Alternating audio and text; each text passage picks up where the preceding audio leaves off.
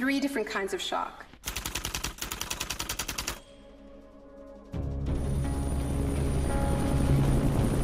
In May 2003, Paul Bremer was appointed US envoy to Iraq. 2 weeks after he arrived, he declared the country open for business. We considered that the coalition had very broad authorities to determine the direction of the Iraqi economy. Bremer knew little of Iraq, but he knew about disaster capitalism. He had launched crisis consulting practice at the start of the Homeland Security boom. Today is a very important day in Baghdad. Bremer spent the first 4 months passing classic Chicago school laws. Rumsfeld described Iraq as having some of the most enlightened and inviting tax and investment laws in the free world. One of the first acts of Bremer was to fire 500,000 state workers.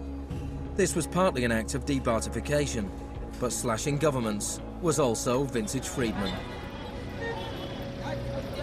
Money was promised for reconstruction. Our investment in the future of Afghanistan and Iraq is the greatest commitment of its kind since the Marshall Plan. But in fact, it was just the opposite. Whereas the Marshall Plan was intended to boost European industries, US aid money in Iraq was spent on US corporations.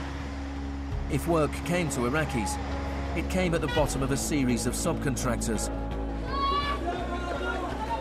Creative associates received contracts worth $100 million to draft the curriculum and print new textbooks for the education system.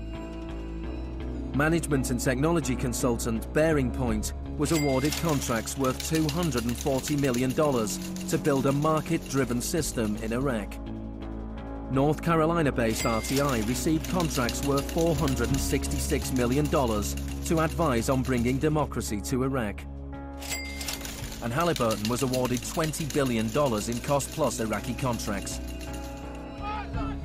Parsons was handed $186 million to build 142 health clinics. Only 6 were ever completed. And basic electricity and water supplies hardly improved, despite billions being spent in the first 4 years. We're going to succeed here, and when we succeed here, we will have done something important, not just for 25 million Iraqis. We will have done something that serves Western interests in this whole region. Even the new Iraqi currency was printed abroad. Let me show you an example of these notes. The US even paid private contractors to monitor the work of the private contractors who won contracts.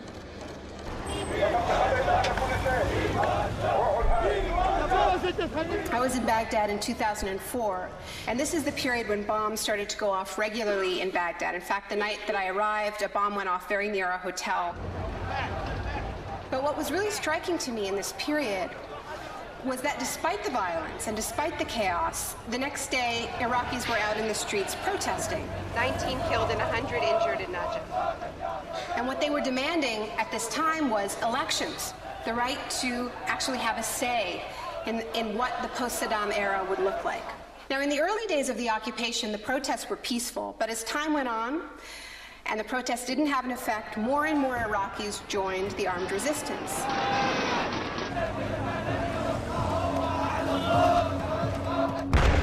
The violence spun out of control.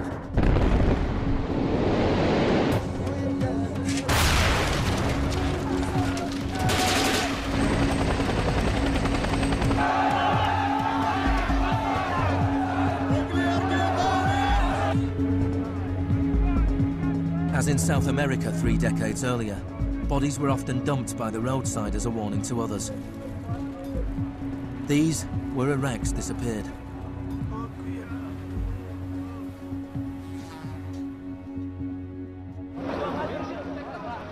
Extremely aggressive measures were needed to suppress the opposition.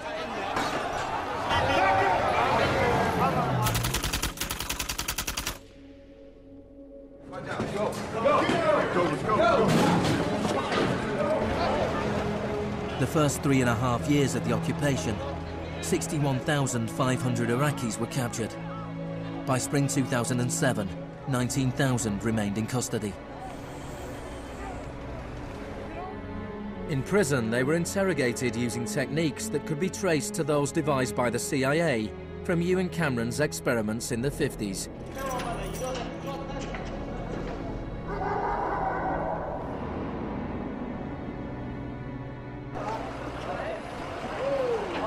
According to the Red Cross, US military officials admitted that between 70 and 90% of arrests in Iraq were mistakes.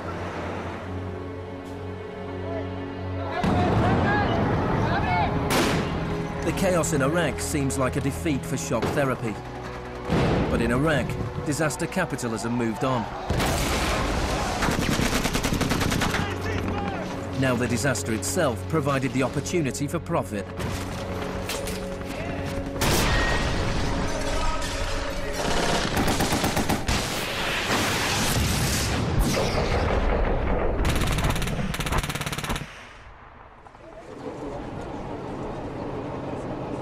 US military spending has almost doubled since 2001, nearing $700 billion per year. As long ago as 1961, President Eisenhower, not a noted liberal, warned of the danger of a too powerful military. Now, this conjunction of an immense military establishment and a large arms industry is new in the American experience. We must guard against the acquisition of unwarranted influence, whether sought or unsought, by the military-industrial complex. We must never let the weight of this combination endanger our liberties or democratic processes. The war in Iraq is the most privatized war in modern history. The Green Zone in Baghdad is an extreme version of what is happening around the world. A privatized, secure world protected from the chaos outside.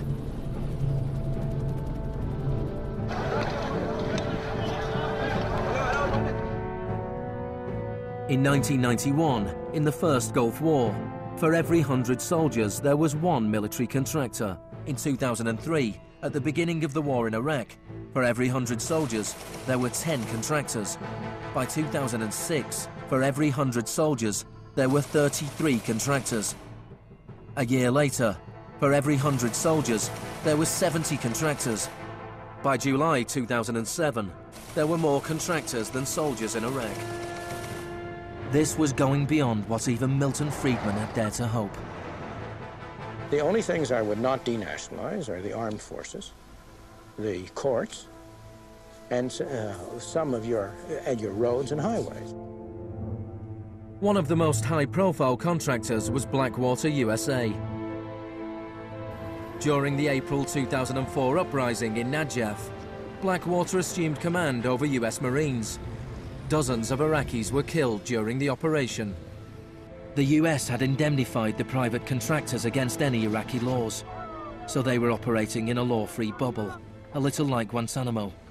I asked your Secretary of Defense a couple months ago what law governs their actions. Mr. I was going to ask him. Go ahead.